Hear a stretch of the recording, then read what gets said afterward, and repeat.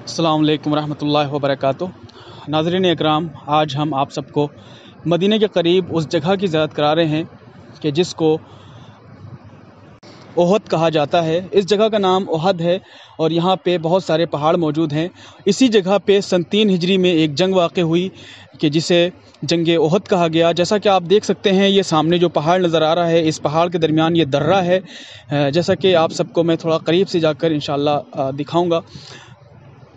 इसको मैं करीब से दिखाना चाहूँगा। जैसे कि आप देख सकते हैं, इस दर्रे में, इस जगह पर रसूल अकरम ने पनाह ली थी कि जब रसूल अकरम सल्लल्लाहु अलैहि वसल्लम ज़ख्मी हो गए थे।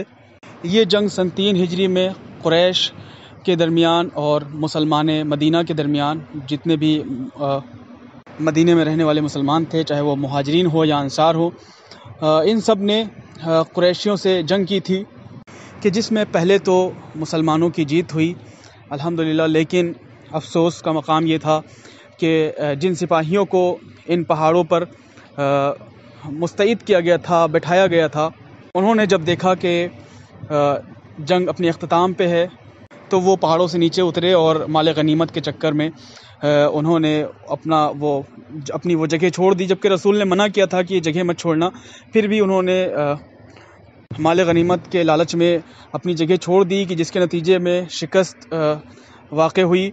ये एक तारीख़ है, आप तारीख़ में जाके आसानी से पढ़ सकते हैं। लेकिन यहाँ पे सिर्फ ये दिखाना मकसूद है कि ये सामने जो जगह नज़र आ रही है, ये जो पहाड़ है, इसको कोहे ओहद कहते हैं, इसको ओहद का पहाड़ कहते हैं। यहाँ पे रसूल अकरम सल्लल्लाहु अलैहि वसल्लम ने पनाह ली थी और जब शिकस्त हुई तो सारे ही बड़े बड़े सहाबी रसूल सल्लल्लाहु अलैहि वसल्लम को छोड़कर भाग गए। जबकि अली अलैहिस्सलातु वस्सलाम ने उन कुरैश का डट कर मुकाबला किया कि जिन्होंने बद्र में शिकस्त खाई थी, उनको मुँह तोड़ जवाब दिया। इसी में जनाब हमज़ा जो रसूल के चचा थे, वो भी शहीद हुए। खुदावंद आलम से दुआ है कि आप सबको भी इस मुकाम की ज़ियारत नसीब फरमाए।